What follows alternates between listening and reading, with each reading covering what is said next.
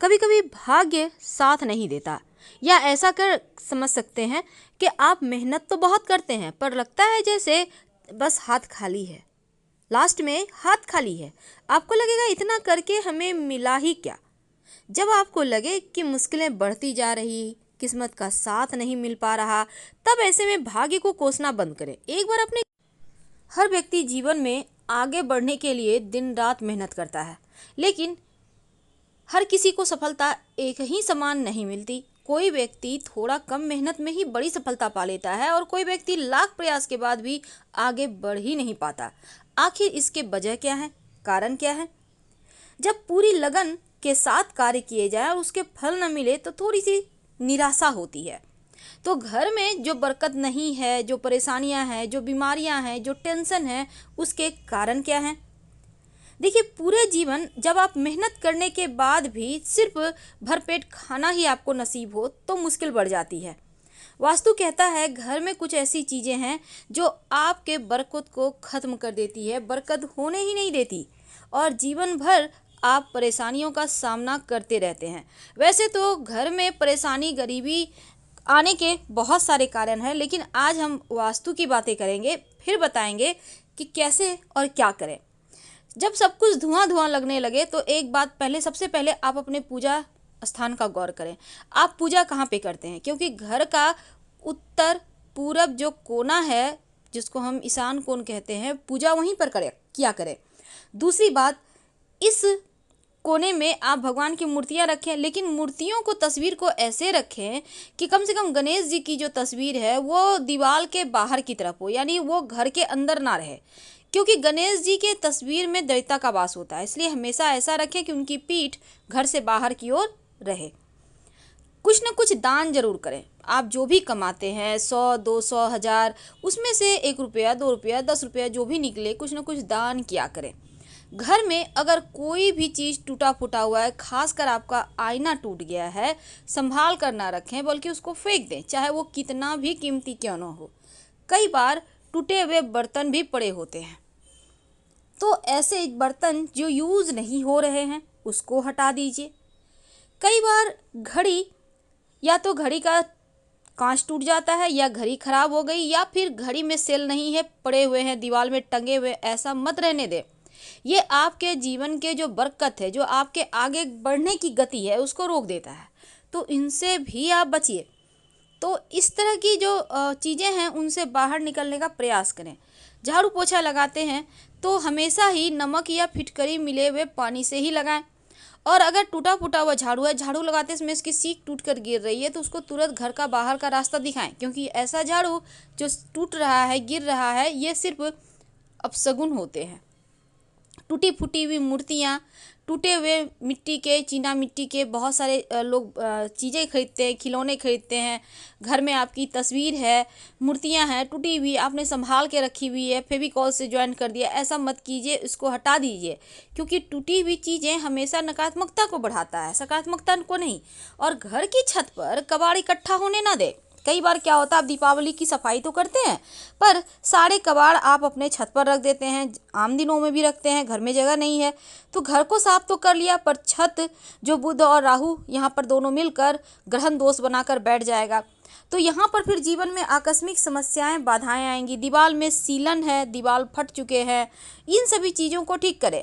दरवाज़ा बाहर बंद करते खोलते अगर आवाज़ आ रही है चरचर की, तो उसको तुरंत आप दरवाजे में तेल या ग्रीस डालें, जिनसे कि वो ठीक हो जाए। नहीं तो ये चीज़ें भी आपके जीवन में बरकत नहीं होने देती। अब आपके पास एक जोड़े नहीं बल्कि 8-10 जोड़े जूते हैं, पहनना एक ही को है, बाकी ऐसे ही पड़े हुए हैं, नए हैं, फेंका भी नहीं जाता, किसी को देने का मन नहीं करता, कीमती है, लेकिन क्या करेंगे रख कर।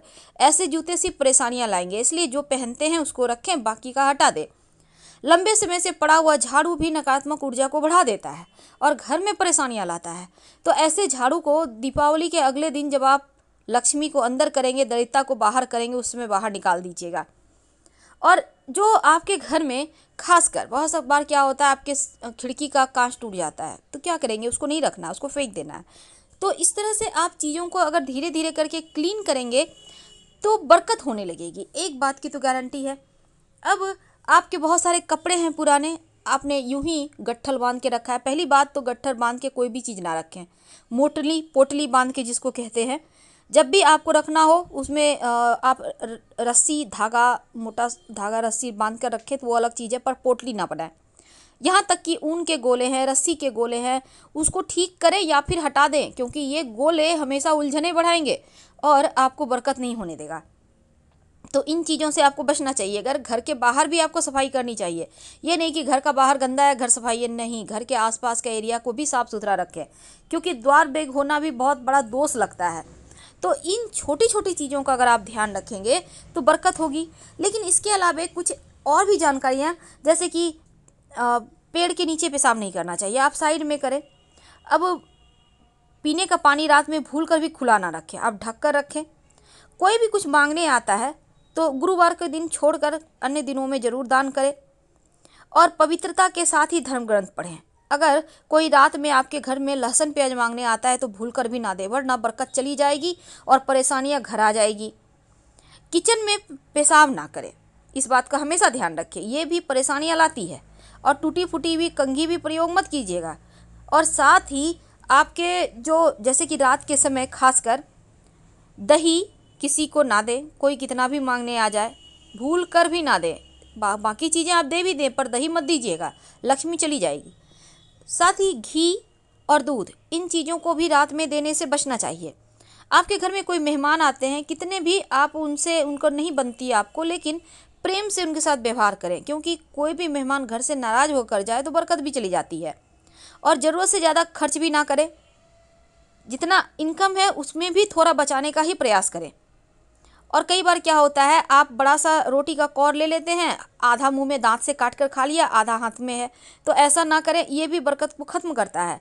और चावल कभी किसी को ना दें, याद रखिए चावल, क्योंकि चावल से लोग अक्सर देखा गया है टोने टोटके करते हैं, आपसे चावल मांग के ले जाएंगे और उससे टोटके करेंगे, इसलिए ज़रा संभल के। नमक, रात में किसी को भी, रात या दिन में भी किसी को नमक ना दे, और नमक तो हाथों हाथ भी किसी को नहीं देना चाहिए, लेकिन कोई मांगने भी आ जाए तो पैसे लेकर ही दें, कुछ पैसे ले लें फिर दें नमक, क्योंकि कई बार पड़ोसी आ जाते हैं तो पैसे लेकर दें। और पैसे उधार शाम के समय मत दीजिएगा, वरना बरकत खत्म हो जाती है। कई बार क्या होता है, आप के घर में दीपक जला हुआ है, आप फूंक मार के, कैंडल है बुझा दिए, तो फूंक मार कर मत बुझाइए, हाथ से आप बुझा सकते हैं अगर आपको बुझाना है तो। और जूते चप्पल अगर उल्टे पड़े हुए हैं घर में तो उसको तुरंत सीधा करें, क्योंकि उल्टा जूता चप्पल अपशकुन माना जाता है। और रात में झाड़ू पोछा भूल कर भी मत लगाइएगा। माता पिता का अपमान ना करें, किसी भी गरीब व्यक्ति या कोई लाचार इंसान है उसका आप मजाक मत उड़ाएं, नहीं तो उसकी जो आंसू है, उसको जो कष्ट हुआ है वो आपको पड़ जाएगा। तो इन चीज़ों का ध्यान रखें और रोज़ स्नान जरूर करें। तो छोटी छोटी बातों का ध्यान रखकर आप घर में बरकत ला सकते हैं, जीवन की परेशानियों से आप बाहर निकल सकते हैं।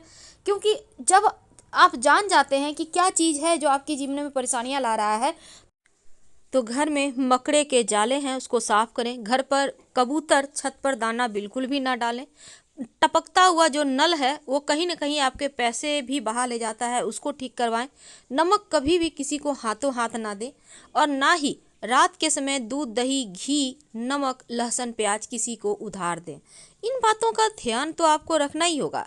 साथ ही जैसे कि चप्पल जूते उल्टा पड़े हुए हैं, ये सबसे बड़ा वास्तु दोष है, तो कुछ बातों का हमेशा ही ध्यान रखिए। शाम के वक्त, याद रखिए, शाम के वक्त भूल कर भी किसी को उधार ना दें, पैसे ना दें, क्योंकि लक्ष्मी शाम के समय ही घर में आती है, इसीलिए तो धूप दीप जलाया जाता है। और शाम होने के बाद, अंधेरा होने के बाद कुछ ऐसी वस्तुएं हैं जो भूल कर भी किसी को ना दें, वरना परेशानी आप खुद मोल लेंगे। तो हमेशा ही कुछ बातों को ध्यान में रखें, और कुछ ऐसी बातें जो हमारे शास्त्रों में वर्णन आता है और इसको आप नज़रअंदाज कर देंगे तो फिर आप तरक्की कैसे करेंगे, ये आपको समझना है। तो हम सिर्फ आपकी जानकारी के लिए एक खास बात, अगर आप चाहते हैं बरकत हो, घर के मुख्य दरवाजे के ठीक ऊपर एक गणेश जी की तस्वीर लगाएं।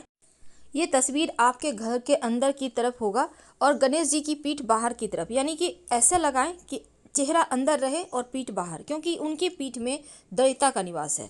साथ ही 3 मोर पंख गणेश जी के माथे पर सजा दें तो पूरे घर का वास्तु भी ठीक होता है और धीरे धीरे बरकत होने लगती है, धन।